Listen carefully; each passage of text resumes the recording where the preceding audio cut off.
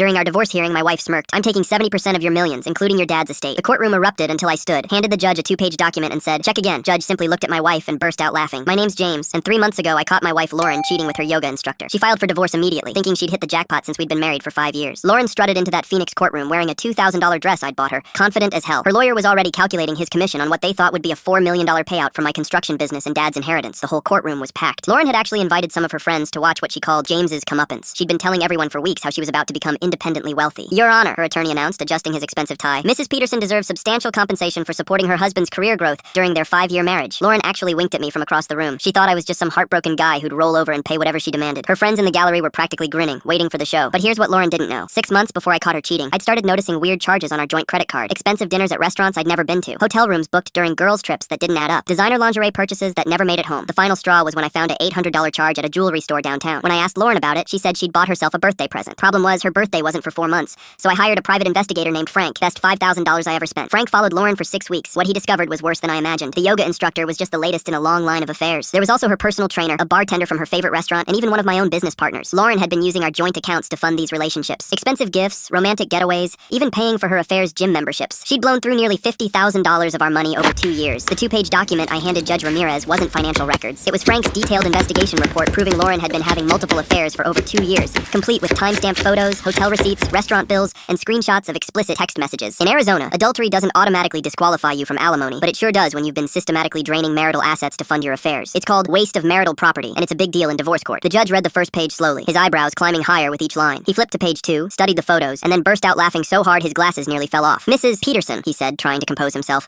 "not only are you getting nothing from this divorce, but according to this evidence, you owe your husband $47,000 for systematic misuse of marital funds." Lauren's face went from smug to confused to horrified in about 3 seconds flat. Her friends in the gallery started whispering frantically. One of them actually got up and left. Her lawyer immediately started packing his briefcase, clearly realizing this case had just become a career nightmare instead of a payday. Furthermore, Judge Ramirez continued, "Given the extensive documentation of financial misconduct, Mrs. Peterson will be responsible for all legal fees incurred by both parties." That meant Lauren owed an additional $23,000 in attorney costs. As we left the courtroom, I overheard Lauren frantically calling someone on her phone. "Mom, I need to move back in, and can you loan me some money?" But the story doesn't end there. 3 weeks later, I got a call from Frank, my private investigator. Turns out one of Lauren's affair partners was married too, and his wife had seen the court documents online. She filed for divorce and used my evidence in her own case. Lauren's yoga instructor lost his studio when his wife took half his assets. The bartender got fired when his manager found out he'd been using company resources for his affairs. Even my former business partner had to explain to his family why he was suddenly in the middle of a scandal. Lauren tried calling me last month, crying about how her life had fallen apart. She begged me to help her pay back the money she owed, claiming she'd learned her lesson. I told her the same thing she told me when she filed for divorce. "You made your bed, now lie in it." Remember that $800 jewelry store charge that started my investigation? I found out what it was, an engagement ring. Lauren had been planning to leave me for the yoga instructor all along. Sometimes the cheater becomes the played, and sometimes karma brings friends to the party.